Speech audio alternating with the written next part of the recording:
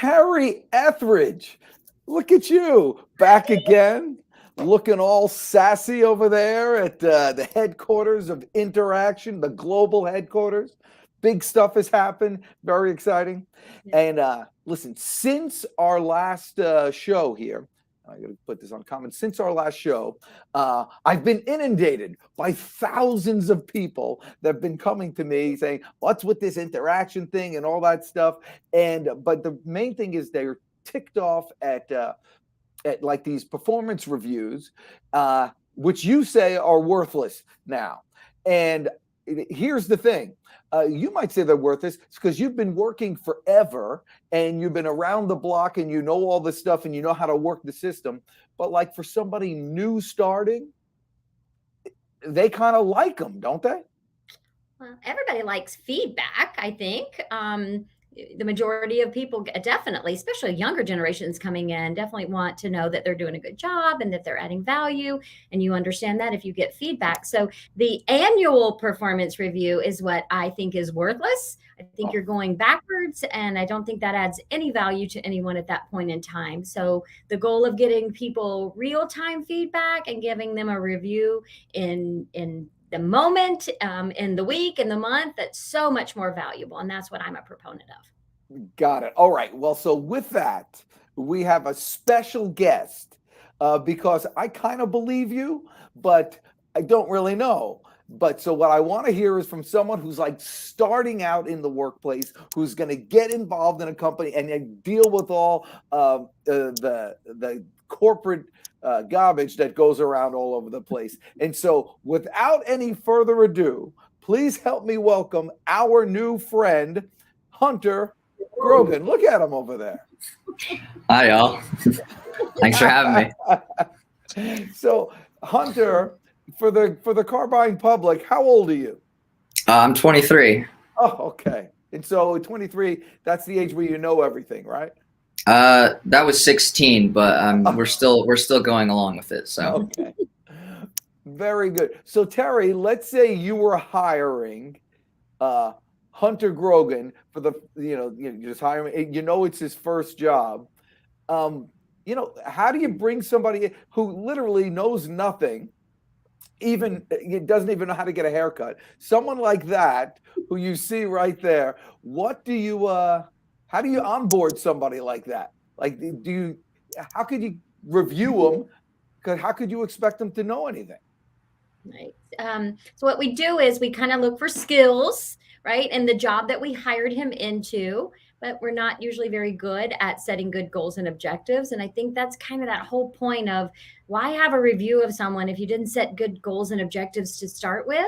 And we're not spending enough time looking at the jobs and what's required of the job specifically with skills. So what I would do in my organization. Why don't you do it? Why don't you're hiring Hunter, and why don't you set his objectives? How would you do it? How would I set his objectives? Yeah. Okay. So what I would do is I would want to talk with Hunter. So my question. Talk to Hunter. Yep, pretend I'm not here. Hunter, I have questions for you. I got answers. I love it. So talk to me again. After you went through the whole interview process, we would know you had certain types of skills that kind of aligned with what we were hiring for. But as far as the goals and objectives for you to be successful in the job, one of the questions I have for you would be, what do you think are your greatest strengths, and what are those that you would like to use in the job? Well, personally speaking, I would call myself a very scientifically inclined individual, meaning I'm quite methodical. And if you know anything about the scientific process, you know that despite how very much gradual and incrementally slow the steps are always going in a forward direction. There will never be a point in time where you're moving backwards from where you start at. And I personally believe that's quite a valuable skill, especially with all of the inefficiencies clouding multiple workplaces across multiple dimensions of everything. So I personally believe that. Very cool.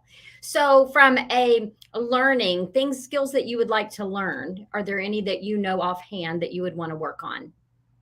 I suppose becoming more adaptable with technology, and not so much. I'm not so much saying that I am not technologically inclined, but being able to transfer skills more efficient in a more efficient manner across different mediums of, say, like software or communications, or maybe even just from two similar platforms. Awesome. And then talk to me a little bit about feedback. How do you like to both give and receive feedback? Well, personally, I think honesty is the best policy. I would rather someone tell it to me straight so that I can improve right away, rather than someone euphemize everything for the sake of surface level friendliness. I think there's a reason why it's called work and not play. And while I do think we should be cognizant of people's feelings, I don't think we should compromise progress for it. So whenever I give or receive feedback, I like it to be honest. And my second main point of it would be probably along the lines of just having as much data as possible and using as many intersectionalities of acquired data as possible in order to more accurately convey what you think.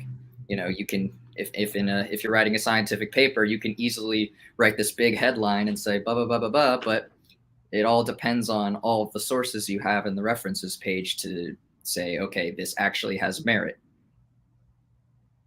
See, so Dan, as we're going Yes. through this, do you see Yes. how I'm learning about Hunter?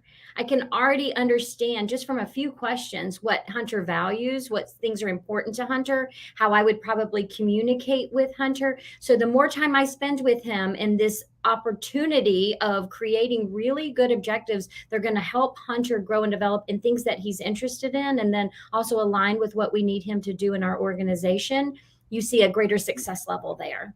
Because That if I were to ask you, Hunter, hey, I'm going to set some objectives for you, and then at the end of the year, we're going to go over those and see how well you did, would you find that valuable? I think in a sense it would be valuable, but I would also say it's quite inefficient in attaining said value. And I feel if you really want to optimize, you definitely can in more ways than one. You don't have to just say, oh, it's at the end of the year, we'll meet back up and talk about this, when realistically, the only reason you have to do that is to keep a schedule. I don't believe in schedules like that. I think everything should happen as it's able to happen. It's beautiful. my gosh. You're hired, Well, Hunter. yeah, first of all, yeah, I mean, this was supposed to be setting the objectives like after you're hired, but anybody watching this wants to hire this kid automatically. Right. I mean, Got but some that's competition. And there's So- effort up front. Like, you have to understand that it's not fun. It's not easy to sit down and ask a lot of questions and to understand the individual and then say, okay, what are the right goals and objectives and what's the terminology? And that's why at Interaction, what we did is we kind of pre-populated a lot of those things for you. So you're not the one trying to create everything and come up with the language. We created that, and you can use it consistently to help measure and, again, use that data like Hunter's talking about to grow and develop your business, as well as the individuals who work there.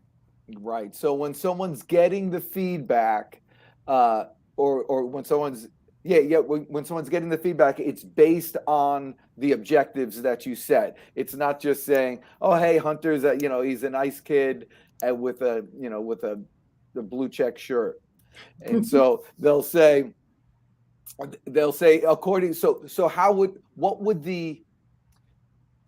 it look like if I were to receive an email?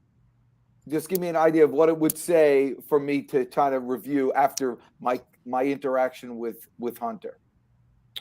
So at Interaction, we have a couple of options. So one, we collect information about presence. So if you were in engagement, if you were in a meeting with Hunter, there's a survey that would come out, single click, that's going to ask you, hey, what was Hunter's presence like? Was he engaged? Was he participative? And that kind of gives you some insight into his engagement. Right? So it's a one click. So I do it, I press one thing, and then I go about my business. One click. And then as those interactions are happening over a period of time, then you're going to get some opportunities to give feedback on Hunter on the actual goals and objectives that were set for him. So one of those might have been collaboration. So we know Hunter is very methodical in his approach to things, very scientific in his mindset, and partnering with other people on the team and sharing his knowledge and skills is something we wanted him to work on. So you might get one for him that says collaboration. Here's what collaboration looks like. These are the behaviors that Hunter should be exhibiting. Do you see these behaviors? So what we're doing is we're giving Hunter some feedback from the people he interacts with based on behaviors we're looking for, not whether or not they like Hunter or if they think Hunter's doing a good job at it, but do we see him exhibiting behaviors? And the behaviors are what's going to help Hunter grow and develop.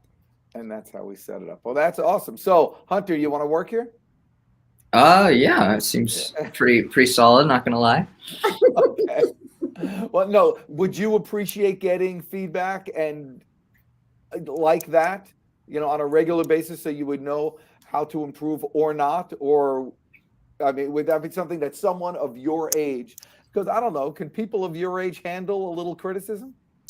That's actually something that I was very much going to talk about. Was I feel true actual feedback is worth its weight in salt these days. No one really in today's social climate wants to be honest if it is an opinion that may be considered controversial or unideal.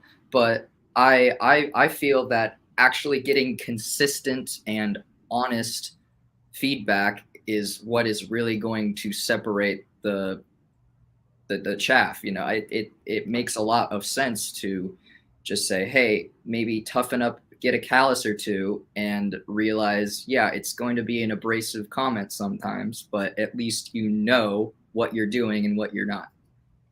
So that sounds fantastic to me. Well, I tell you, that's perfect and a great point for interaction. I got to tell you, Hunter, you are the oldest 23-year-old. You're like you're in a 45-year-old body. Well, if this is a 45-year-old body, call me Rob Lowe.